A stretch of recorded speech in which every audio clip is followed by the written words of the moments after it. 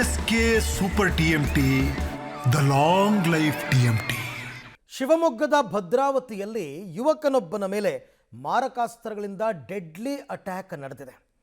ವಿಶ್ವ ಅಲಿಯಾಸ್ ಮುದ್ದೆ ಹಲ್ಲೆಗೊಳಗಾದ ಯುವಕ.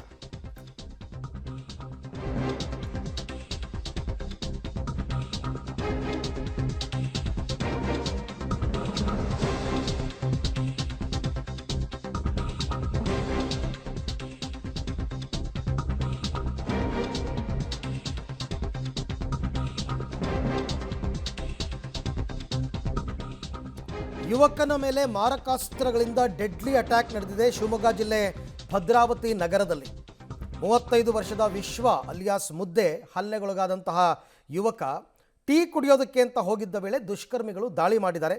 ಕಾರಲ್ಲಿ ಬಂದಿತ್ತು ಈ ಗ್ಯಾಂಗು, ಮಾರಕಾಸ್ತ್ರಗಳನ್ನು ತಂದಿದ್ರು. ಅದರಿಂದ ದೊಡ್ಡ ಮಟ್ಟದ ಅಟ್ಯಾಕ್ ಆಗಿದೆ. ಎಡಗೈ ಹಾಗೂ ಕುತ್ತಿಗೆ ಭಾಗಕ್ಕೆ ಮನಸೋ ಇಚ್ಛೆ ಹಲ್ಲೆ ಮಾಡಿಬಿಟ್ಟಿದ್ದಾರೆ. ಸದ್ಯ ಗಾಯಾಳು ವಿಶ್ವನಿಗೆ ಶಿವಮೊಗ್ಗದ ಖಾಸಗಿ ಆಸ್ಪತ್ರೆಯಲ್ಲಿ ಚಿಕಿತ್ಸೆ ಕೊಡಿಸಲಾಗ್ತಾ ಇದೆ. ಸೊ ಆತನನ್ನು ಆಸ್ಪತ್ರೆಗೆ ಸಾಗಿಸ್ತಾ ಇದ್ದಾರೆ ಅಲ್ಲಿದ್ದಂತಹ ಸ್ಥಳೀಯರು. ಹಾಡ ಹಗಲೇ ಬಂದು ಈ ರೀತಿ ಅಟ್ಯಾಕ್ ಮಾಡಿದ್ದಾರೆ ಅಂತಂದರೆ ಏನು ಕಾರಣ?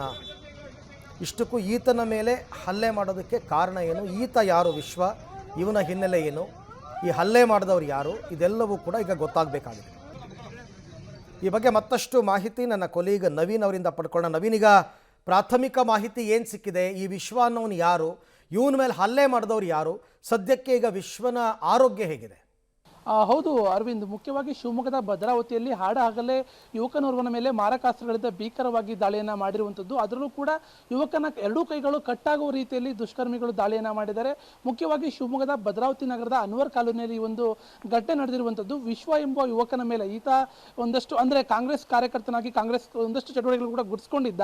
ಈತ ಒಂದಷ್ಟು ಅಕ್ರಮ ಚಟುವಟಿಕೆಗಳು ಅಂದರೆ ಈ ಓಸಿ ಆಧಾರಿತ ಚಟುವಟಿಕೆಗಳು ಕೂಡ ಗುರ್ಸ್ಕೊಂಡಿದ್ದ. ಈತನ ಮೇಲೆ ಹಳೆಯ ದ್ವೇಷದ ಹಿನ್ನೆಲೆಯಲ್ಲಿ ಅನ್ವರ್ ಕಾಲೋನಿಯಲ್ಲಿ ಆತ ಏನು ಇತ್ತು, ಬೆಳಿಗ್ಗೆ ದೇವಸ್ಥಾನಕ್ಕೆ ಹೋಗಿ ನಂತರದಲ್ಲಿ ಟೀ ಕುಡಿಲಿಕ್ಕೆ ಅನ್ವರ್ ಕಾಲೋನಿಗೆ ಹೋಗಿದ್ದ. ಆ ಸಂದರ್ಭದಲ್ಲಿ ಕಾರಿನಲ್ಲಿ ಬಂದಂಥ 4-5 ಜನ ದುಷ್ಕರ್ಮಿಗಳು ಆತನ ಮೇಲೆ ಏಕಾಏಕಿ ಮಾರಕಾಸ್ತ್ರಗಳಿಂದ ದಾಳಿಯನ್ನು ಮಾಡಿರುವಂಥದ್ದು. ಮುಖ್ಯವಾಗಿ ಆತನ ಕೈ ಮತ್ತು ಕುತ್ತಿಗೆ ಭಾಗಕ್ಕೆ ಭೀಕರವಾಗಿ ದಾಳಿಯನ್ನು ಮಾಡಿದ್ದಾರೆ. ಹೀಗಾಗಿ ತಕ್ಷಣ ಆತ ಕುಸಿದು ಬಿದ್ದಿದ್ದ. ಆತನ ಭದ್ರಾವತಿಯ ತಾಲೂಕು ಆಸ್ಪತ್ರೆಗೆ ದಾಖಲಿಸಿ ನಂತರ ಅಲ್ಲಿನ ಸ್ನೇಹಿತರು ಮತ್ತು ಜೊತೆಗಿದ್ದಂಥವ್ರು ಕರ್ಕೊಂಡು ಬಂದು ಶಿವಮೊಗ್ಗದ ಖಾಸಗಿ ಆಸ್ಪತ್ರೆಗೆ ದಾಖಲು ಮಾಡಿದರೆ ಪ್ರಸ್ತುತ ಆತನ ಆರೋಗ್ಯ ಕೂಡ ಅಂದರೆ ಈಗ ಪ್ರಾಣಾಪಾಯದಿಂದ ಆತ ಪಾರಾಗಿದ್ದಾನೆ. ಆದರೆ ಆತನ ಕೈಗಳು ಎರಡೂ ಕೈಗಳು ಕೂಡ ಸಂಪೂರ್ಣವಾಗಿ ನೇತಾಡುವ ಸ್ಥಿತಿಯಲ್ಲಿ ಇರುವಂಥದ್ದು. ಆ ಮಟ್ಟಿಗೆ ಆತನ ಮೇಲೆ ಭೀಕರವಾಗಿ ದಾಳಿಯನ್ನು ಮಾಡಿದ್ದಾರೆ. ಪ್ರಸ್ತುತ ಆತನಿಗೆ ಕೂಡ ಶಿವಮೊಗ್ಗದ ಖಾಸಗಿ ಆಸ್ಪತ್ರೆಯಲ್ಲಿ ಚಿಕಿತ್ಸೆ ಕೂಡ ಮುಂದುವರೆದಿರುವಂಥದ್ದು.